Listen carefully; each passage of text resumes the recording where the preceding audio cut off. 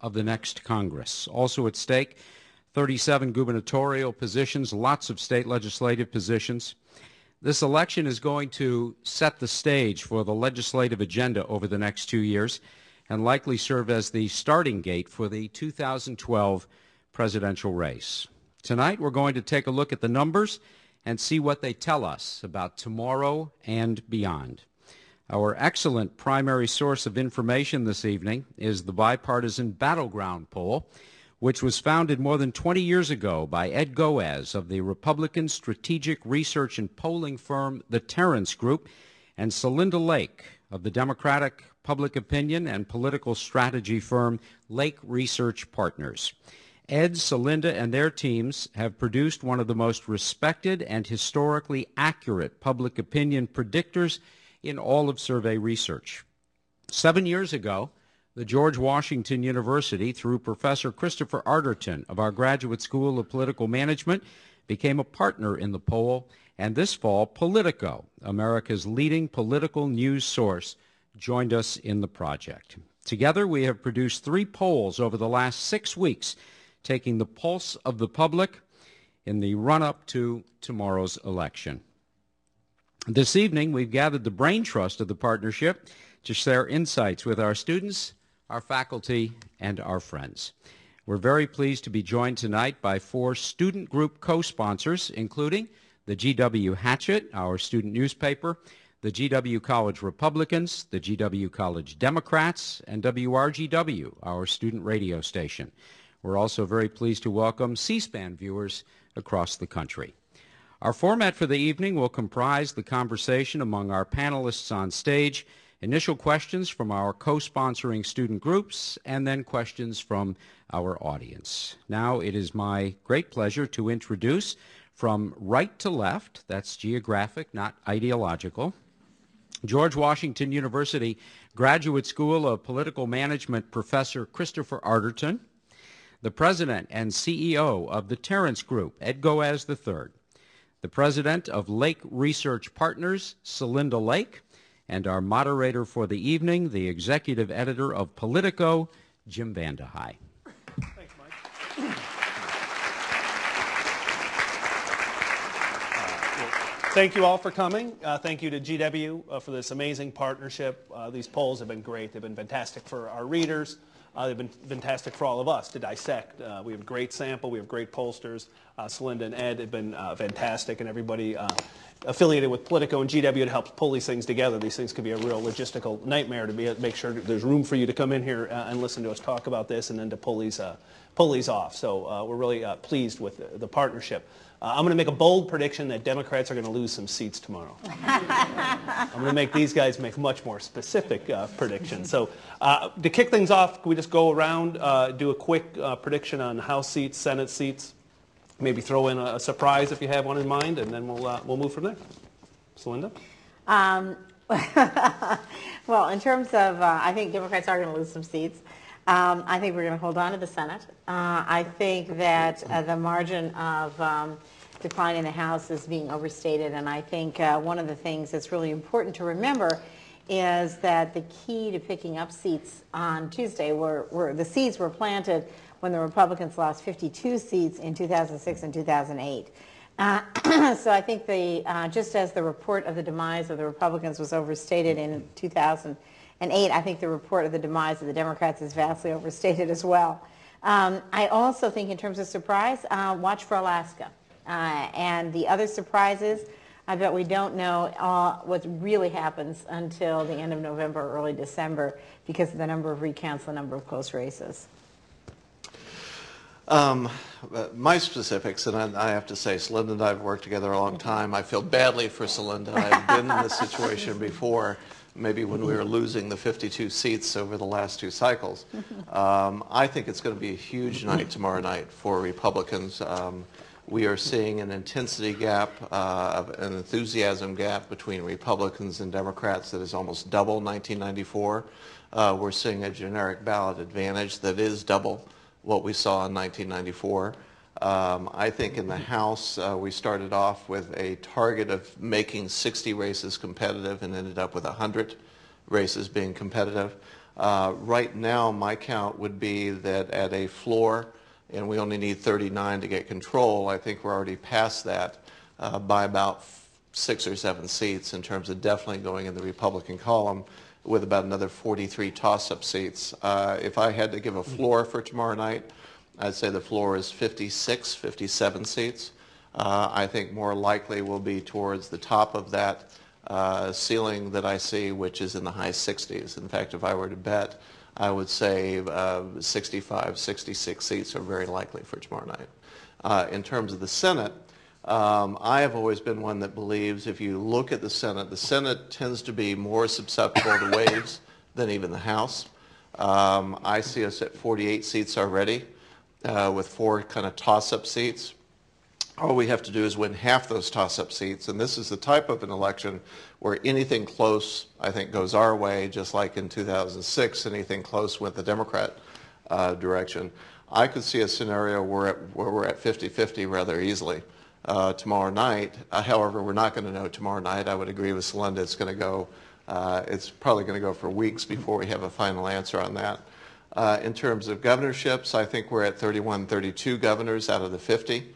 And I think probably the untold story is that I'm looking at somewhere between 425 and 450 state legislative seats going the Republican direction, which would be somewhere between 14 and 15 chambers turning Republican tomorrow night. Well, thank you both. I guess I'm sort of in the middle.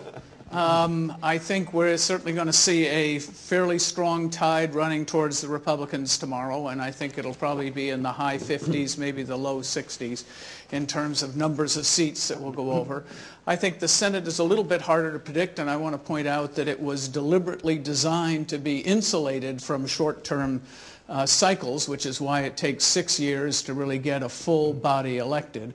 But it's also the case that in every wave election that's occurred on the House side, with one exception, 1930, the Senate has also tipped over. Mostly that's happened when you get contagion from the top, when you get a presidential coattails bringing the Senate over.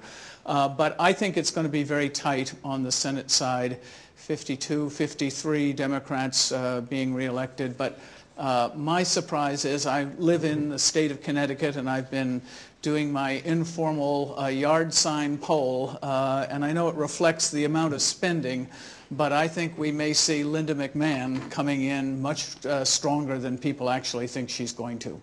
And you may get that. It could be 12 or 13 now, Celinda.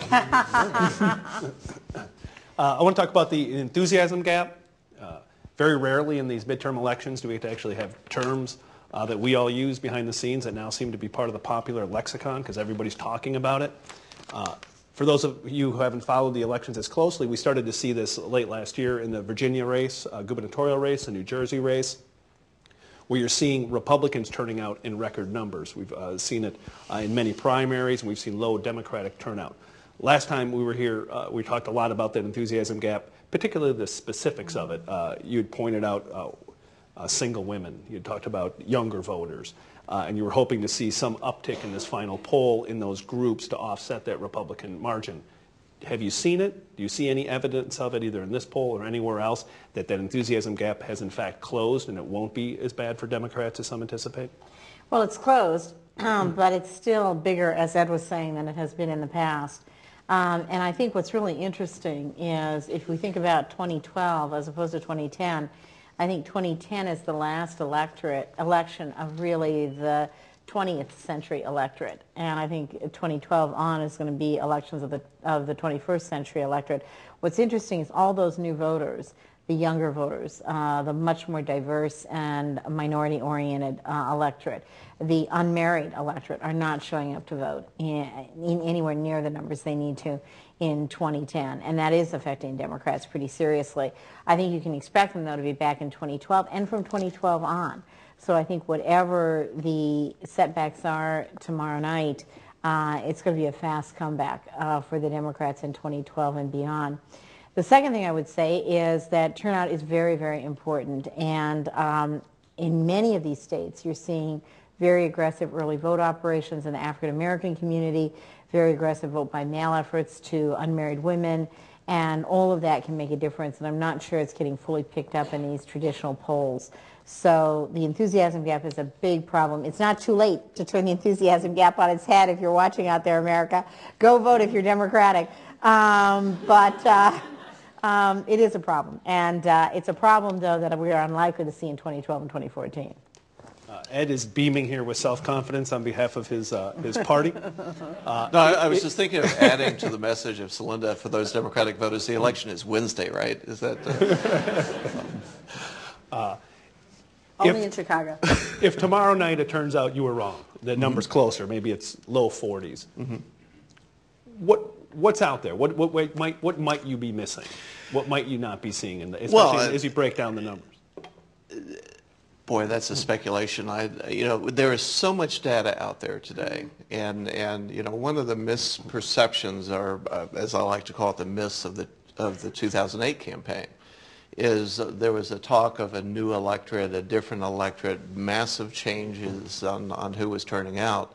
And yet, whether you look at the African American vote or the Hispanic vote or the female vote or new voters or young voters, they were all within a percentage point of what they had been 4 years earlier. If you look at total turnout was only 0.2% higher than 4 years earlier.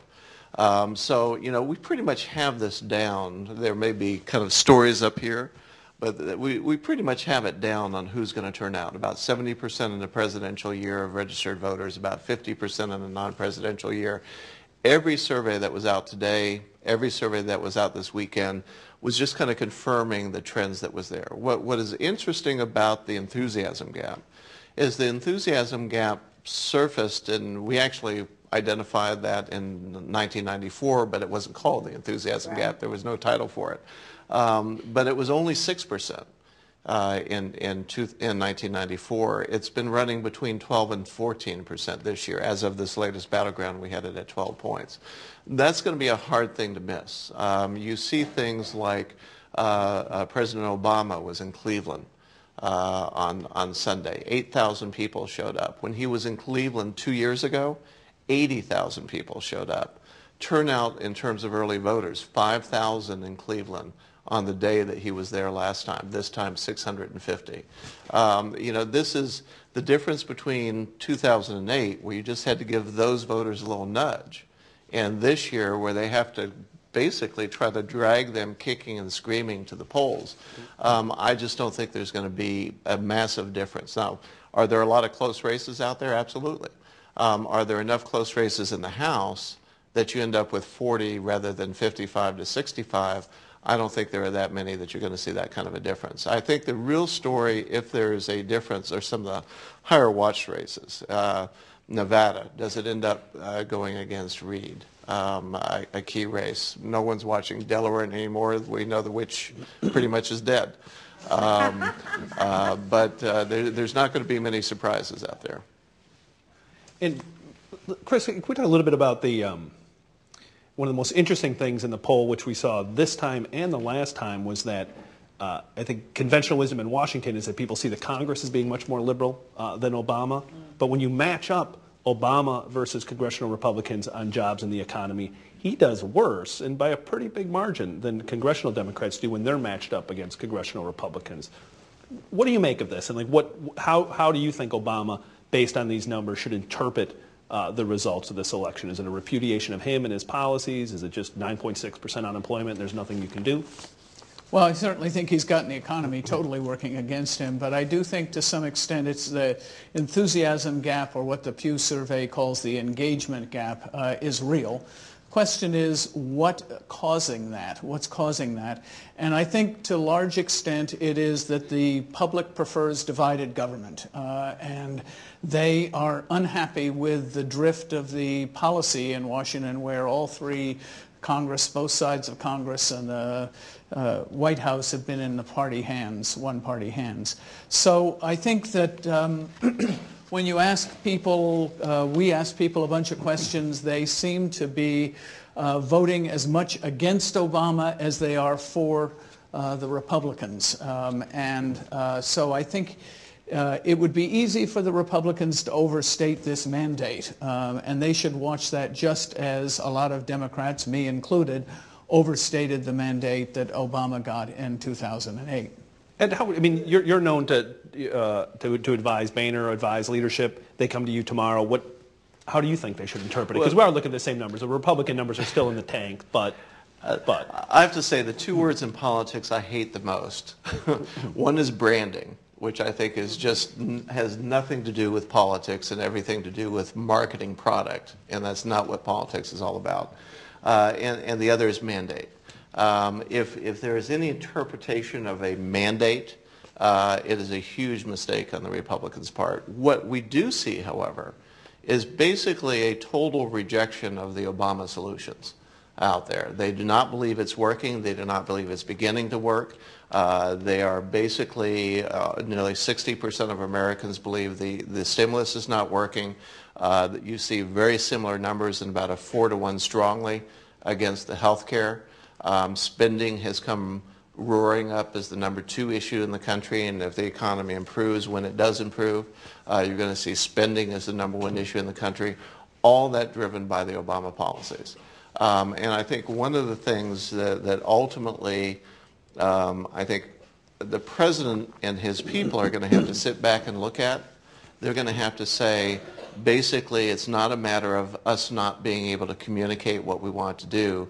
What the American public has seen, they don't like, and they want something to be done different. So I think part of it is we can't overreact and claim it's a mandate.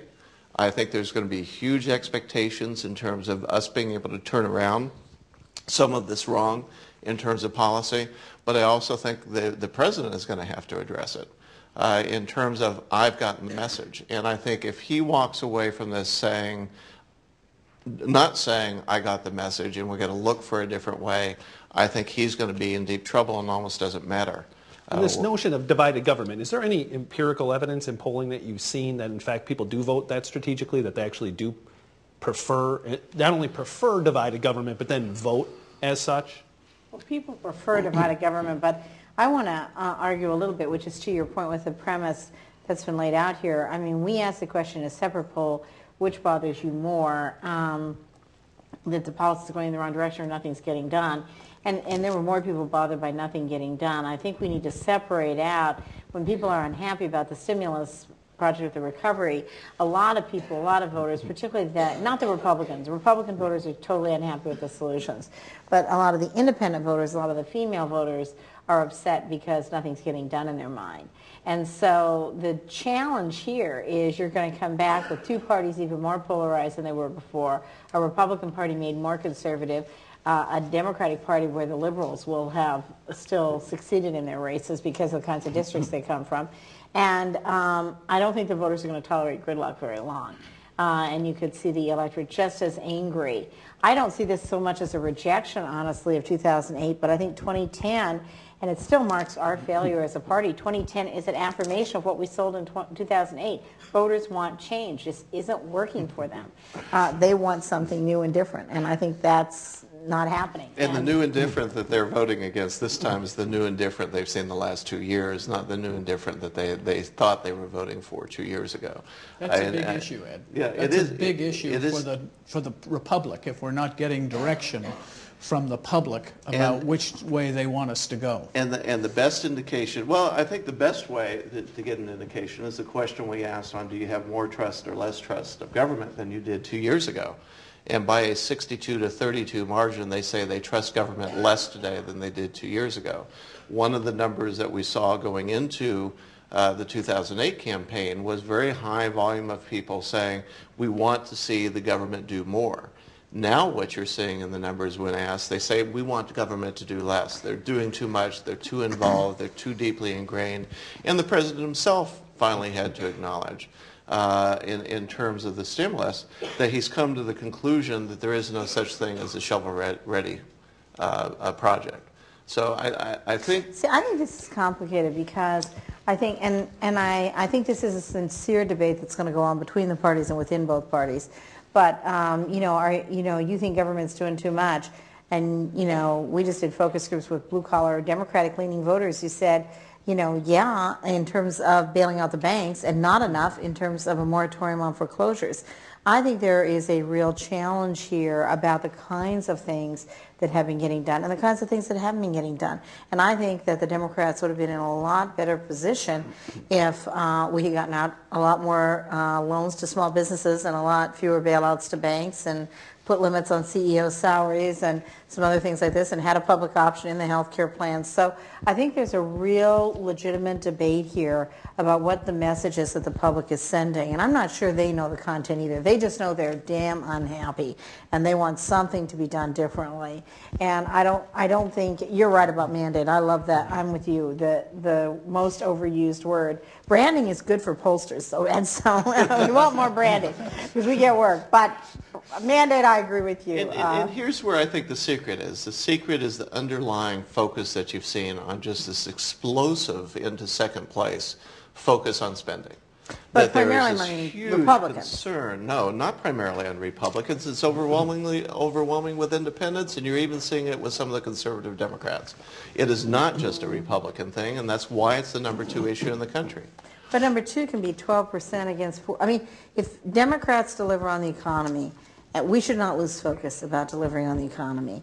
And if we do things like go cut Social Security to try to deal with the deficit, the Democrats are going to be a permanent minority party, primarily beaten primaries by other Democrats before we even get started. Mm-hmm. To me, there's three big things that have been different about this election that have all worked in the Republicans' favor. I want to deal with two of them. I think the first one is Republican spending. I mean, for the last couple of elections, Republicans were at a disadvantage. I think too much has been made of these outside groups, but at least it's brought Republicans to parity, which is a big deal because you've seen the reemergence now of corporate money and big Republican donors. We're like being outspent 3 and 10 to 1. If you take all the money together in the competitive races, it's essentially a parity. Not if you take the independents, and particularly not if you take it in the last couple of months. I mean, the avalanche of money because of Citizens United has been, which is the campaign finance. But Democrats decision. have a much bigger advantage on the party committee and the individual candidates in those races. If you factor those, I think it's about even. If this is even, man, this feels like behind. Somebody fact check us. Anyway, Look at it's a long way. the last 2 weeks, and we're being It's a long. across The other the 2 board. points, which we will discuss, are one, the Tea Party movement. Fascinating for all of us, a real movement in real time. It may dissipate, it may not, but it's been fascinating to cover. Helps Republicans. And then this swing from independents, where they were with Obama, with Democrats.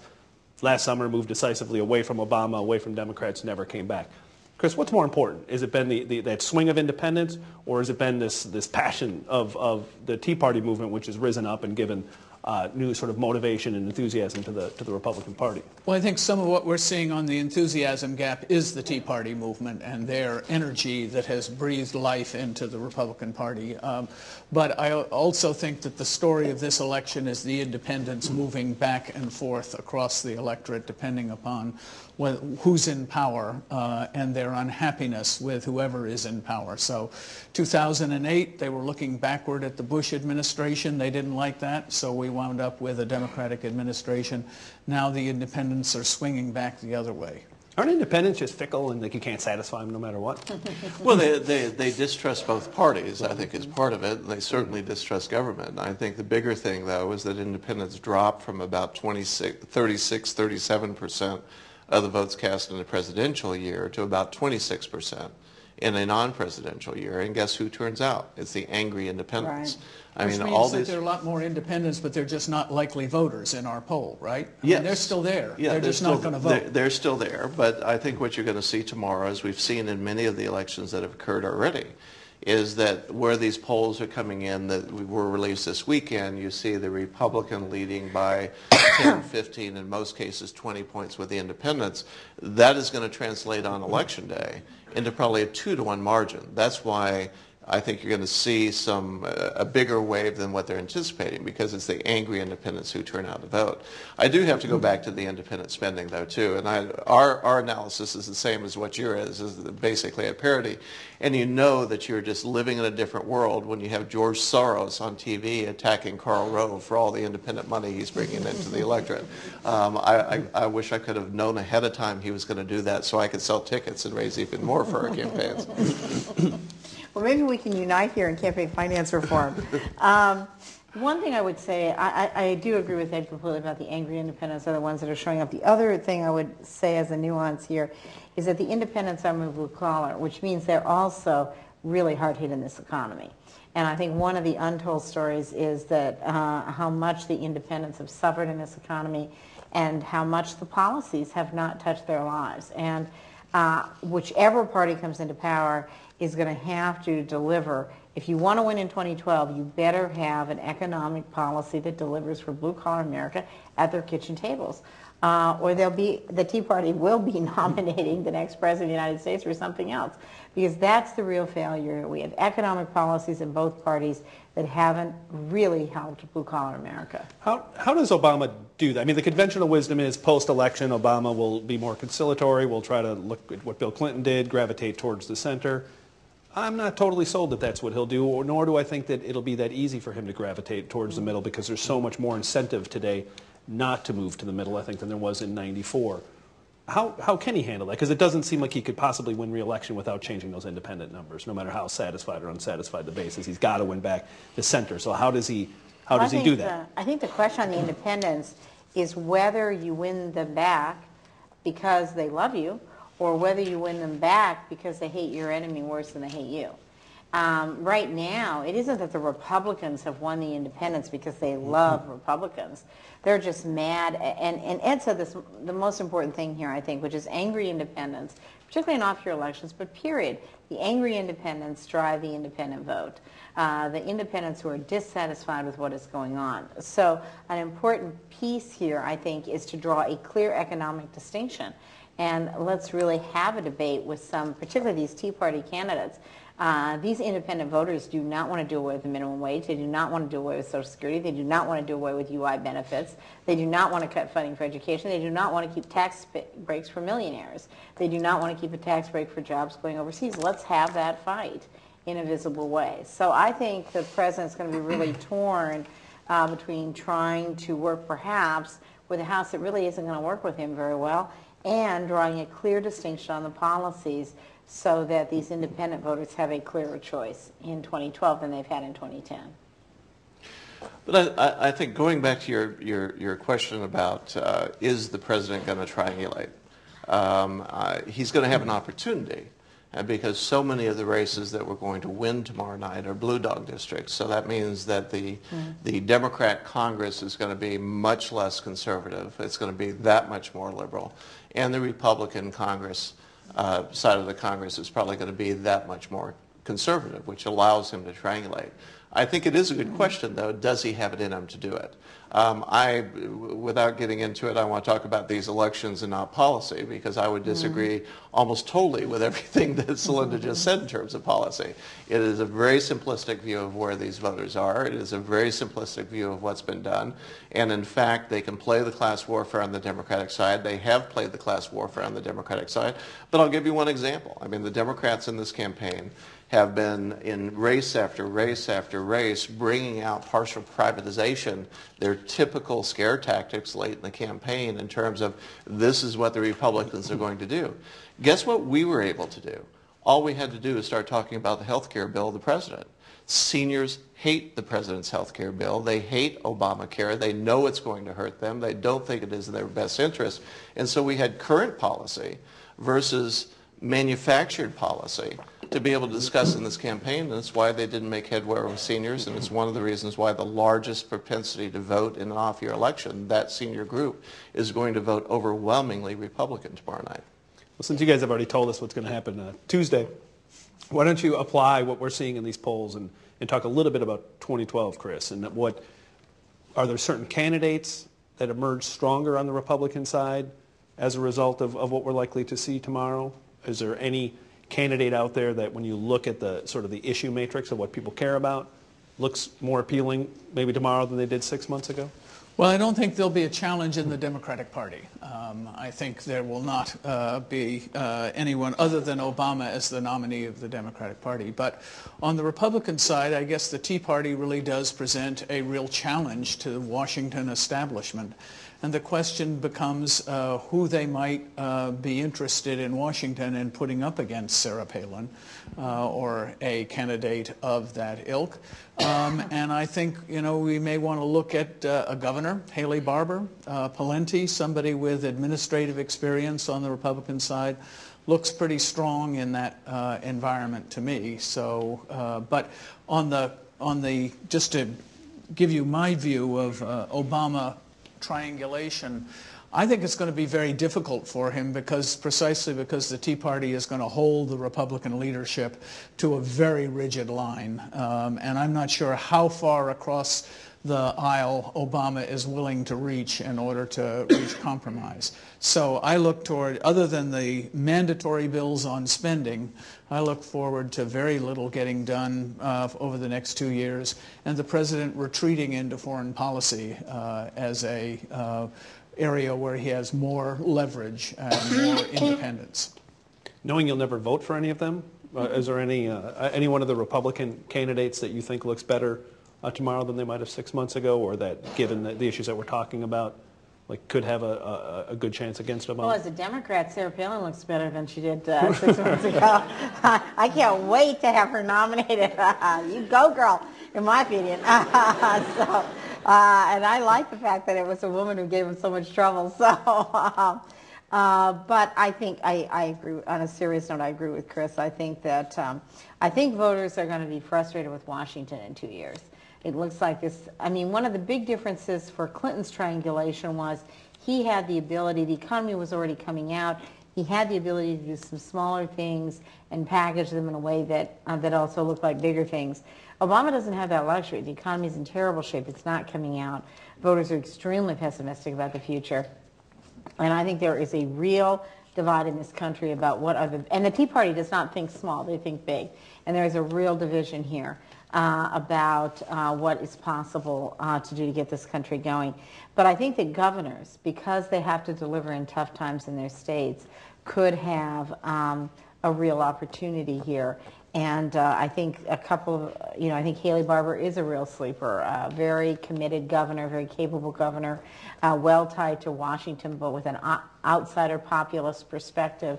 So I think he's a very interesting candidate. But I think the party's really going to have to juggle the Palin faction. And I think Palin's a real threat. And Palin will sell well in Iowa and New Hampshire.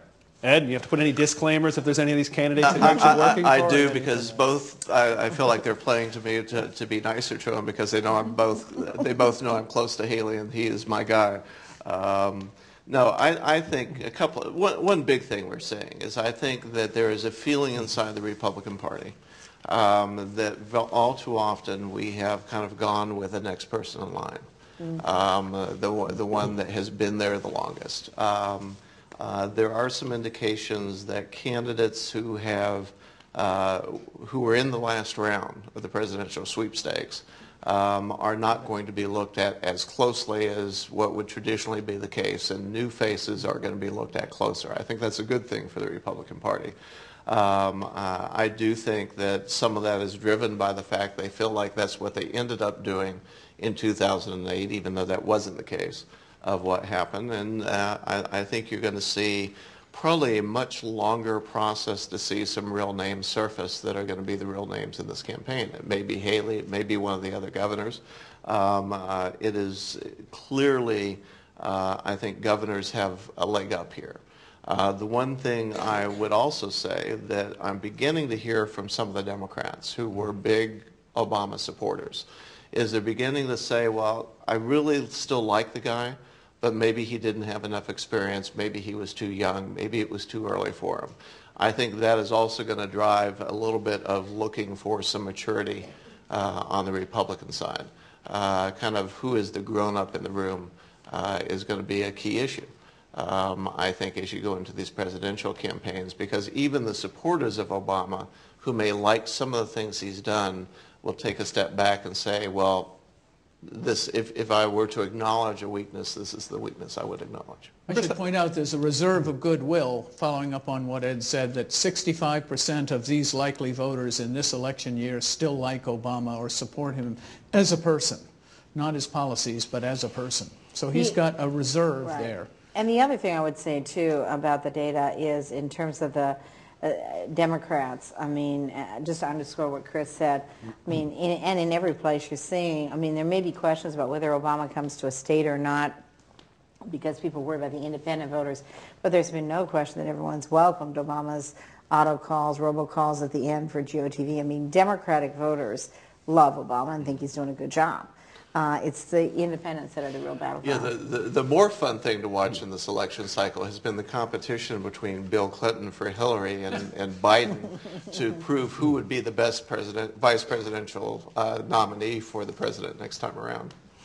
It's a tiny bit off topic from the poll, but like we have all these college kids here. Basically, I think they're like everyone else. They just want to know they can get a job, that the economy's going to turn around, and that Washington could quit being so damn dysfunctional. I think they just want to see that government can operate. Like, so we don't have to hand out Prozac as everyone leaves the room today.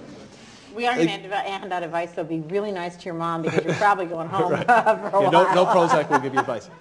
Like, give us a prescription. Like, give us like one or two ideas of how things could get better in Washington. How do you fix this problem where we're constantly in this state of partisan warfare, and you essentially have people that are not voting for something, they seem to be voting against it, with the exception of potentially Obama on the margins in 08. Give us reason for hope. Give us a cure. How do you fix it? How do you make it better? How do you get it so the system actually does work and they can address I was looking at Chris for his expertise. I think a couple of things. I do think that we need campaign finance reform. I think the special interests have way too much power, and they've increased their power because whether you've been outspent or not, we can talk about that later, the Democrats coming to the table are thinking that they feel outspent. Right. And so they won't want to alienate special interests. If you did manage to bail yourself out and drag yourself back to Washington, the Republicans, I think, are totally indebted to the special interests. We need campaign finance reform. But true or false? True or false on campaign finance reform? After this election, Democrats are going to see what Republicans did, and they're going to copy it, go to George Soros and everybody else, and make sure that they do it better than Republicans did this time around. Here's the deal. And that's how that just does seem like a we can't. We don't have that much money. The Democrats. Right. And now they're going to recopy. They're going to copy you copying them. We don't have access to that kind of corporate money. Insurance companies aren't going to give Democrats $15 million. We have some personal wealthy people. Right. No, I think honestly Democrats are going to be pretty energized around campaign finance reform. A second thing is that we may be less interested in now was filibuster reform. I think there was a growing momentum on the Democratic side. Now filibusters may look really good, but filibuster reform was something that I think could help. It's not right that you have to really get... Chris, give these kids some hope. Hope? I'm not sure I got any hope for you, but I would... All right. Get a good degree in college. I will say that in the last time we had this really strong partisanship was in the early 50s, and it was the rise of an external threat, the Soviet Union, that really pulled people together, first on foreign policy and then on domestic policy. So we could speculate about what kind of foreign threats might do that, and I'm not sure that we want to get into that, and nor hope that this won't happen. But the other possibility is that sooner or later, leadership emerges that puts together a majority party in which the minority party then begins to accept that it is the loyal minority and not trying everything it can to get back into the majority. We've had divided 50-50 government since 1988, and it's been basically, we've been directionless, I think, as a nation since then. The country's been basically split. 50-50. Right. So basically what you're seeing in government is reflective of what you're seeing of kind of where the party ideas of the country. Hope, I think that's tough. I mean, I've had candidates, sometimes they say it, it's a good line and it's there, always talking about this is about the future of our children and the future of our grandchildren. The line you're hearing this year is this is about the future of our country. I believe there is a very deep feeling, and it goes way beyond the Tea Party. There is a very deep feeling in this country that economically we are in deep trouble. I think there is a better than what is given credit for understanding that the reason why the stimulus isn't working is that when you spend that kind of money to create government jobs and that money runs out and you haven't created a mentality for growth, that you've actually end up with a deeper hole than you started off with, and they understand that, and they're really reacting to that in this campaign. And I think, quite frankly, if we don't get back to kind of the basics, not the class warfare, but the basics on how do you build an economy that you truly can grow. And 2% growth isn't going to do anything to change the unemployment rate in this country. We may very well be facing an economy that the last 2 years is going to look the same for the next 8 years. And that is where people are. That is the concern. And it's not about class warfare. It's about government can only do one thing. It can create a better environment in terms of growing the economy. It can't create a better economy. So, Jim, you wanted hope. There you are. There, I love it. All right, we're going to take some questions from students. If I was going to create my own newspaper, other than Politico, I wouldn't end it naming it The Times or The Post or Today. I'd name it The Hatchet. GW Hatchet. Emily Kahn. Hi, thank you. The Hatchet's really excited that we get to be here and co-sponsor an event with Politico. I just want to ask, as students and as a student paper, we're covering this from our perspective, and I think a lot of us have been covering it as students were really excited for Obama last election cycle, but this cycle we're not really turning out. Do you think it's a fair comparison for us to be comparing a midterm election cycle to last presidential cycle? Was last presidential cycle an anomaly, or how should we look at this tomorrow when we're covering it? I don't think I'm sorry, go ahead, Ann. I'd say it's not a fair comparison. I mean, it's something we kind of know going into the election. What you've seen in the last 4 presidential elections as a percentage of the vote, the youth vote has grown from 16 to 17 to 18% from 2000 to 2004, 2008. During that entire period of time, the youth vote, percentage of the vote turning out in a non-presidential year, hovers between 10 and 11%. And it has not changed from year to year, even with the intensity of what was there in the 2006 election, where there was a higher support level. In fact, the support margin of the youth vote for Democratic candidates was almost the same as it was for Obama in 2008, but it didn't impact the turnout. So I think it's an unfair comparison. I do know that there is some disenchantment, if you will, with what they expected to happen. And it's kind of live by the sword, die by the sword. Our feeling about President Obama when he ran in 2008 is that he left himself to be a blank slate. He basically allowed whoever wanted to apply whatever hopes or dreams they had to him. He wasn't specific about what he was going to do. He allowed it to be whoever kind of heard that message out there. That works for you when the tide is in your direction. It works against you in a big way when the tide is against you. Inevitably, elections are about candidates, and so we're looking really at, I don't know what the number is, 435 plus 33 separate elections, plus gubernatorial and so forth. And those candidates just don't have the visibility and the charge for the young people that Obama had. So it is comparing two very different phenomenon. I think also it's wrong to think of youth as completely monolithic. And one of the things that you are seeing, one segment of youth that you do see more enthusiastic are conservative youth. So I think one of the questions here on the table is, the interesting question on the table is, did Democratic youth turn out as much in 2010 as they did in 2006? And that's still up for grabs. It's unclear whether that's going to be true. And then will the youth turnout have peaked in 2008, or will they be back in 2012? The interesting thing about the youth, as you know, particularly hard hit by this economy.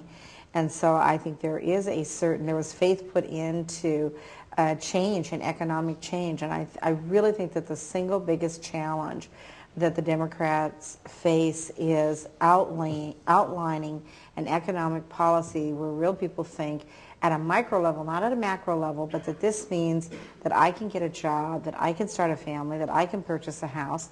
And that is true for people who are 55, and that is true for people who are 18. The only thing I would add is because I try to drive this message home with Republicans, it was so easy to fall into the trap that this was a new group of young people who turned out, when in fact we only saw kind of within the margin of error increase in their percentage of the vote. What was more important in terms of the numbers is that in 2000, George W. Bush won the youth vote by 1 percentage point. He lost them by 11 percentage points in 2004, and he lost them by 34 points in 2008. What happened with the youth vote for the Republicans and for specifically the Republican Party was not that a bunch of new young people came into the process and started voting against him. They lost the support of the youth vote, and that is a much more important message for the Republicans, and believe me, internally, something we have been dealing with. And on the generic vote, it still is the only segment that the Democrats do well Right, in. that's right. Right. Chris Wassman is a freshman rep for GW College Republicans. Thank you for having me. My question is, with the Republicans expected to take back the House and perhaps even the Senate, what are the American people expecting from Republicans in Congress specifically on policy changes? And are Republicans going to be able to do that without gaining back the Senate and without having the presidency? It's a tough question. I think expectations are very high. I think the expectations are, with this electorate, is that they want Republicans to stop the bad things that are happening, the direction of the country, the spending at the level the spending is going on. They're scared about the health care bill and what that's going to mean in their life. They're scared about the potential taxes that are coming. And, you know, as much as the Democrats may play class warfare, what I'm hearing in the focus groups is something that I thought maybe I'd never hear, but kind of a realization that there aren't enough millionaires to pay for all this spending. That they know ultimately that bill is going to come back on them.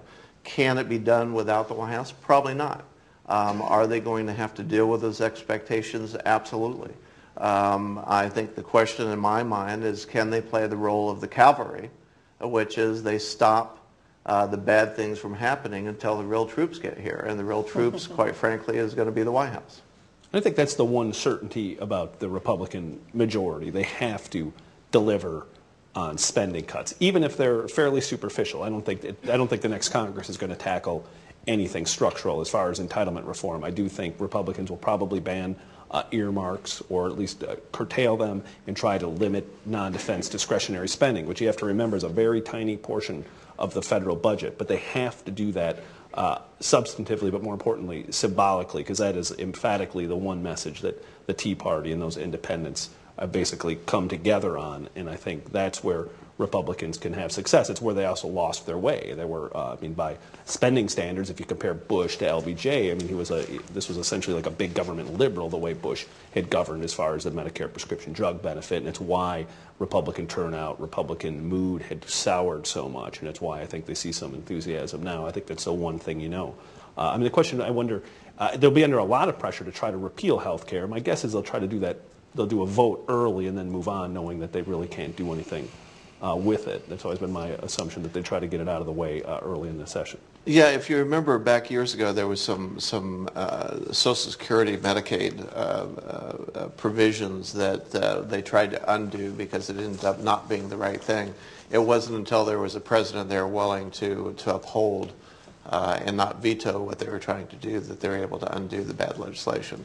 It's going to take the White House. And one of the sad things about the political system is you can go down, there's a list probably of 7 different issues right now where there's tremendous overlap between the two parties, whether it's reauthorization of the No Child Left Behind education law, the free trade agreements, the investment components of the energy bill that went down last time around. I think on tax cuts, at least for people making less than $250,000, there's a lot of overlap. Immigration reform, there's definitely overlap now in securing borders and also doing something on H-1B visas, making it easier for people who come from overseas, go to school here, to stay here, and to keep a job. But on every single one of those issues, they end up getting snarled in partisan politics, and you can see inaction on all of those despite the fact that there is some overlap. I think one of the dilemmas there is, and this is where the Tea Party is really an interesting new factor, both of the parties are divided internally on some of these questions. So if you look, for example, at trade policies, you know, the Democrats are divided on trade policy, and if you look at the Tea Partiers, they're pretty populist, the Tea Party voters as opposed to the Tea Party candidates. But they're pretty blue-collar and pretty, well, they're nationalistic in their economic policies. So you could imagine a trade dialogue, for example, that would be quite appealing to them. Protectionist dialogue, a nationalistic dialogue, a Made in America dialogue. So I think some of these issues divide both parties too, and I think that complicates it. I think it's going to be interesting if the Republicans go out fast and try to do some big things. I mean, the Republicans used to say repeal health care. Now they say repeal and replace it because repeal was very unpopular with voters. Voters don't want to go back. They don't want to start all over again. They'd like to improve it. They'd like to make it better. So if the Republicans come in fast, trying to deal with some of the promises they made on the campaign trail, I think it also allows Democrats to propose some joint things that should be done together. For example, the 1099 provisions in the health care reform package, which were very unpopular on both sides of the aisle. What if, well, the Republicans are saying repeal, we say, well, let's at least get this done and help small businesses. We shouldn't have done it that way. You might even be able to do that and avoid a presidential veto. So I think that there's a lot of jockeying here for both parties. And you're also going to have very different leaders in the House, assuming things play out the way you want. John Boehner is not Newt Gingrich, and Steny Hoyer, assuming he becomes House leader, on the Democratic side, is not Nancy Pelosi. These are both institutionalists who've been probably much more respectful of the committee structure than previous leaders have, and much more amenable to compromise. Unfortunately for them, and probably for the country, they're going to be leading parties that are very, very divergent in their views. But as individuals, they at least have the potential to work together. Nate Perkins, who's vice president of the GW College Democrats, who's probably not as happy as Chris today, but nonetheless very happy to be here. Well, thank you. The crowd behind me has a lot of young people, and just like myself, a lot of them only have cell phones. You know, they don't have a home phone in their dorm room. And a recent study by the Pew Research Center said that there's a 4-to-6-point gap between surveys that survey people with only cell phones, like myself and much of the audience, and other surveys that only do landlines. So for each of the pollsters here, what are your firms doing to combat this? How are you trying to cope with this new problem? It's a really good question. Both of our firms are using cell phones quite a lot, particularly in our youth studies. But in all of our studies this year, we have used voter files for most of our studies, our statewide studies. And if you put down your cell phone, which most young people do, as your point of contact on the voter registration, then that's the phone we use. We have also started in our national surveys, although it's very expensive is the problem, but we've really tried to encourage all clients to use cell phones. And I think in preparation for the 2012 electorate, it's going to be mandatory. You're not going to have an accurate sample if you don't use cell phones. I would differ a little bit too with what Pew is finding. I mean, obviously, when it's 18% of the electorate as opposed to 10 or 11% of the electorate, you're talking about a little bit of a difference. What we have been doing is kind of getting ready. In fact, Linda and I not only do the battleground together, we're also the pollsters for Rock the Vote. So we've been dealing with this for quite some time and looking at it.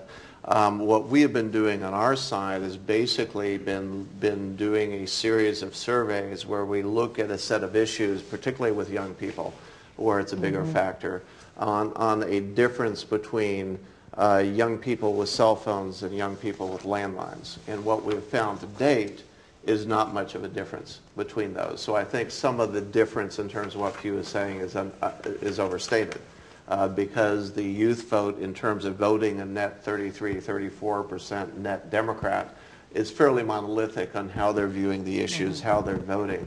I think if you begin to see a splitting of that between youth that have landlines and youth that have cell phones, I think then you would have that much more of a drive to have a sample that includes some cell phones, which can be done. It's a matter of cost. It's a matter of, do you see that divergence between those people that have landlines and cell phones, something we're monitoring very closely. I think very often they like to kind of throw out reasons why they don't like the numbers they're getting back in the polls, so they come up with reasons why it's not working.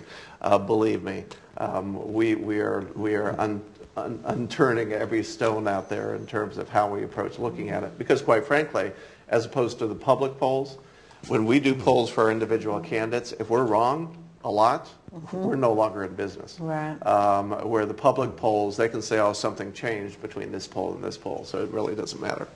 And the last question of the evening is from Jared Pliner, who's News Director Emeritus from WRGW Radio. Thank you very much, and we're excited alongside the Hatchet to be here tonight as well.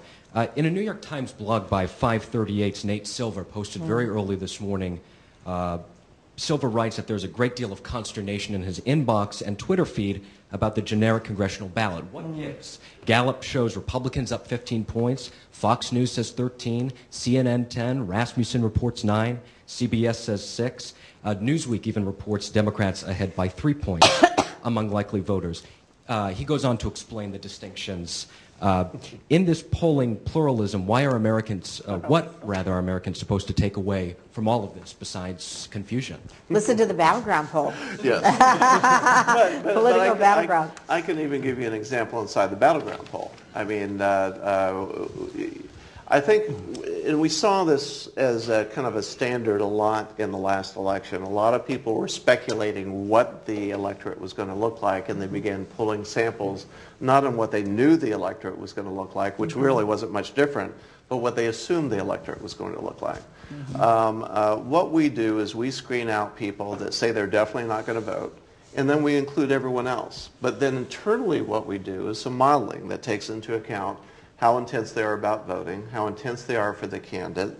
Older they are, the higher the propensity to vote. The more educated they are, the higher propensity to vote. So for example, in our modeling, if you are young but you are college educated or going to college, you're going to come out in much higher.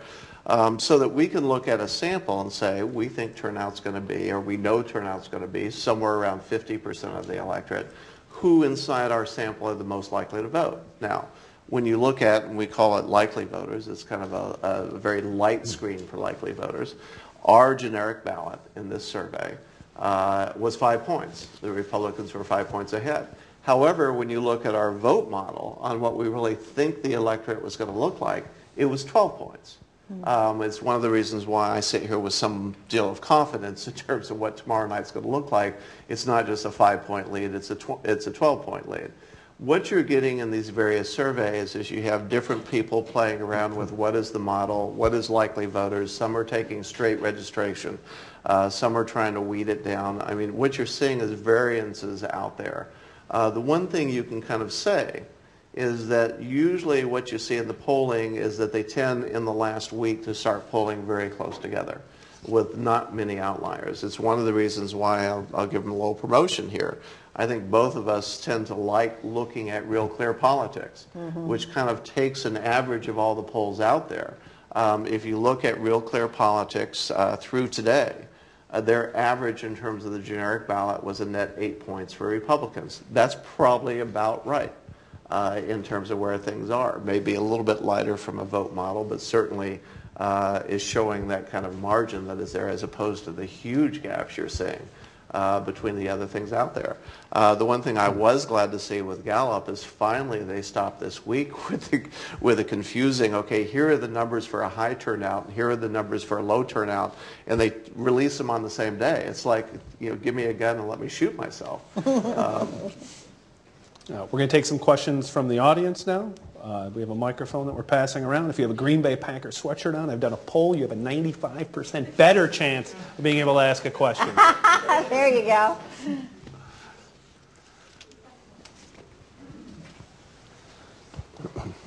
Hi. I'm a second-year GSPM student, and I have a question for both of you. What do you think of the competency of the Tea Party candidates are if they're elected to the House or the Senate? Do you think that they'll be able to make rational decisions and work across party lines, or do you see them Holy loaded question, Batman. Yeah, would you like to reword that? Sure. How Good thing we don't ask You're the our one who polling said the witch questions. was dead. I guess how... Thank you for your incredibly insightful question. I agree with you. I think I have said I would love to be a mouse in that caucus. What's interesting, though, is, I mean, I think there's I don't think there's any question of competence here, honestly. I don't think it's that's really what's up for play. It's ideology that's up for play. And I think these candidates have, it's been fascinating to watch the Republican Party try to bring these candidates into line and bring in more traditional teams. I don't want to say professional teams because obviously they won their primary, so they were doing something right. But I don't know, does that last in the halls of Congress or not? What's that first Tea Party caucus really look like? I think it's a real challenge here because, you're right, and I forget who said it up here, but somebody up here said that, these guys are winning with partial privatization, Social Security, et cetera. Voters have no idea, and they really don't have a lot of interest that these candidates we've tried to make it an issue, but these candidates, if they are elected or where they are elected, they will have been elected because voters voted for change.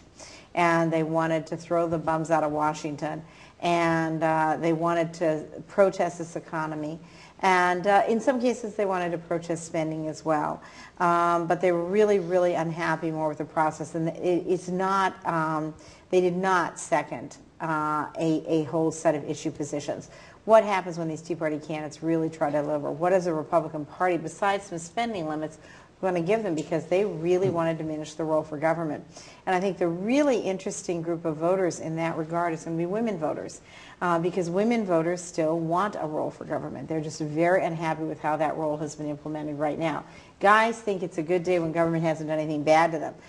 Women want government to do something.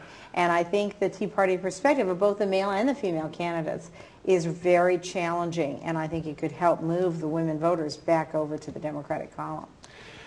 I think the interesting thing is everyone keeps referring to it as the Tea Party movement, and they keep looking at it like a party and not understanding that it's a movement. It is an attitude, it is a belief, it is an undercurrent of kind of feelings about the country. Yes, you can look at what has occurred in some of these campaigns. Look, there's been some demonization that goes on of certain candidates, some with a little bit of help. I think it is very interesting. I am not a witch. You started with Demon Sheep. Well, the same person that did Demon Sheep is the same person that did I Am Not a Witch. The bottom line is that these are what you expect to come from the electorate. They're everyday people that have an everyday attitude about what the problems are and what the solution should be. Some are going to excel and do very well and then rise to the occasion in terms of representing not only their group of voters, but wider the state that they're being elected to or the congressional district they're elected to. Some are not. I think, quite frankly, one of the reasons why the Senate is more susceptible to waves is because in an election like this, you may have some people elected that 6 years from now, there's absolutely no way you can get them reelected.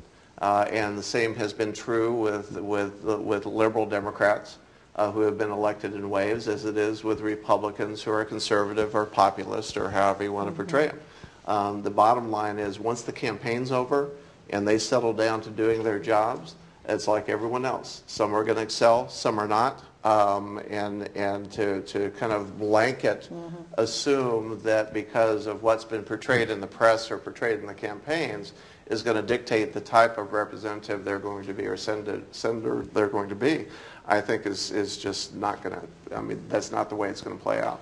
I think I would add to that is that there is something slightly different about the crowd of the candidates that I would qualify as sort of Tea Party candidates, ones that have really used that momentum to, in all likelihood, win office, in that you talk to them and they don't sound like your typical person running for Senate, in that they're not coming here to find a specific committee. They're not coming here to move a specific piece of legislation.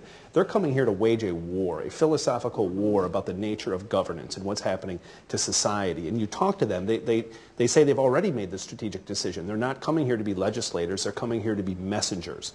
And that's different. That's going to make Mitch McConnell is going to have a miserable job. The worst thing that could happen to Mitch McConnell is that they actually get the 11 and they end up winning control. And he has what seems like a very powerful job, and in fact, he doesn't have that much power because there's going to be a large number that he cannot control. And 8 different candidates. Usually the establishment in the Republican Party has a tremendous amount of authority over its party. They usually, because of money, because of training, can dictate who wins a race. In the Senate, I think there are 8 different candidates who were endorsed by the National Republican Senatorial Committee who were defeated by Tea Party candidates. So these candidates are going to come here as senators, and they're going to have no real attachment to the establishment. In fact, they're going to have tremendous incentive to buck the establishment.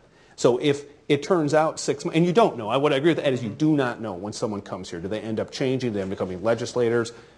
you don't know. That's impossible to know. But I think it's highly likely you could end up with not one Jim DeMint, but 4, 5, 6, or 7 Jim DeMints. And that becomes very problematic for Republicans when they're trying to put together governing coalitions to be able to muscle through legislation. And I think that, I never thought I would use these words. I've covered Congress on and off for about 15 years. I think the Senate's actually a sexy story. And I never thought I'd say that because it's usually a pretty dull institution. But in fact, it is young. A majority of the senators are going to be in their first term. The Senate is much more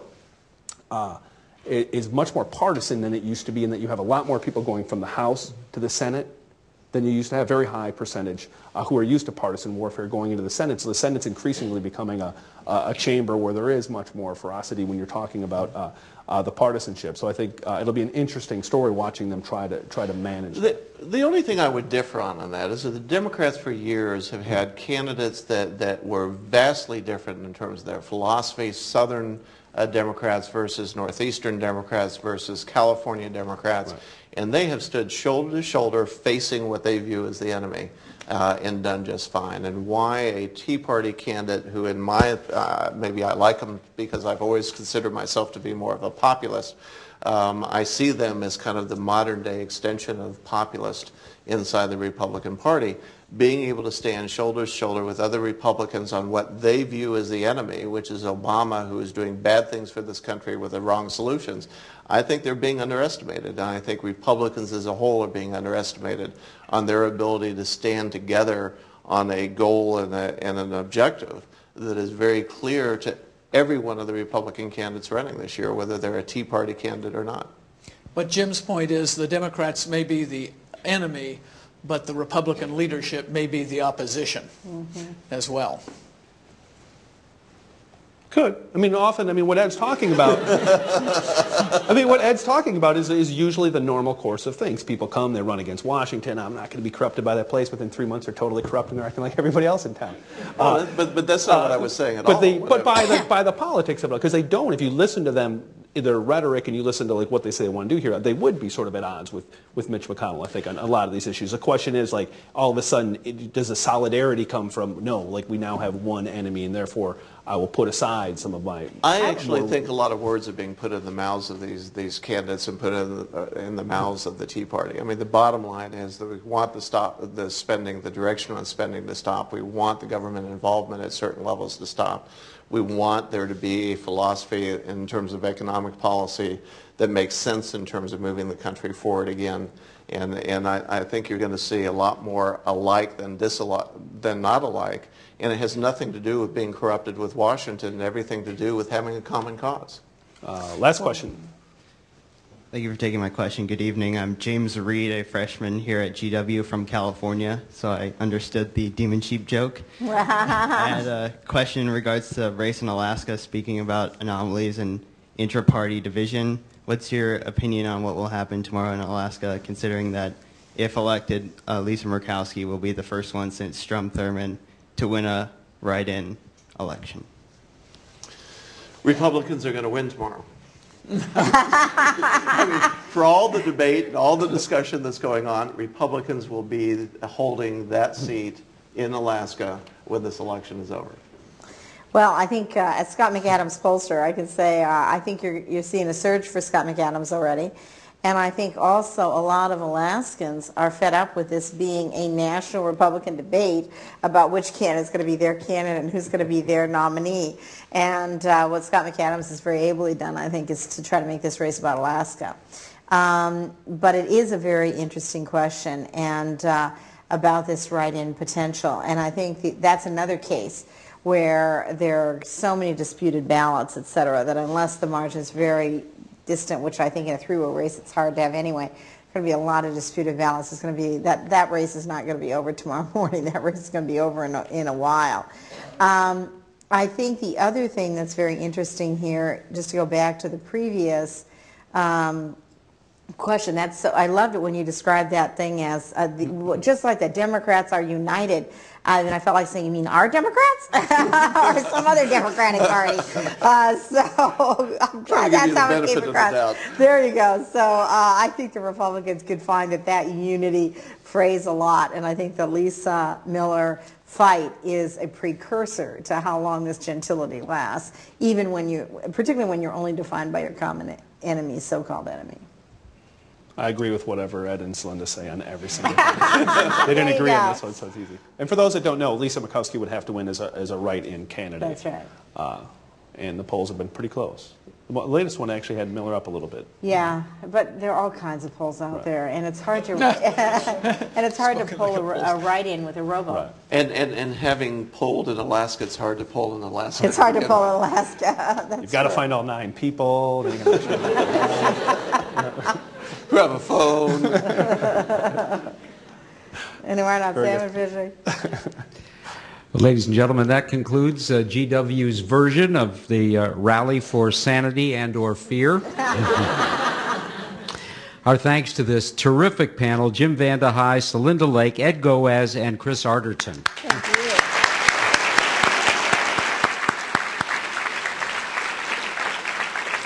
We want to thank our co-sponsors, the student groups, the GW Hatchet, the GW College Republicans, GW College Democrats, and WRGW Radio, the School of Media and Public Affairs, and our Graduate School of Political Management. We also want to thank Director Maureen Ryan and her great team here in the GW Media and Public Affairs building for handling the logistics for the evening, Politico's awesome Senior Projects Manager Sarah Olson, and my terrific GW Global Media Institute colleagues Heather Date and Megan Calnan, as well as our terrific student interns Lindsay Life and Lindsay Underwood, and our volunteers Valentina Restrepo and Nima Rafikian.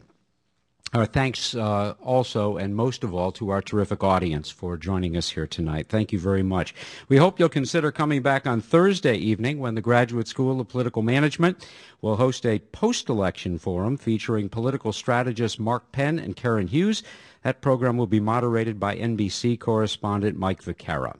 Right now, please join us on the second floor for a reception and a continuation of the discussion with the folks on stage. And to everyone watching and listening to this program, please exercise your right and your responsibility as Americans tomorrow and vote. Thank you and good night.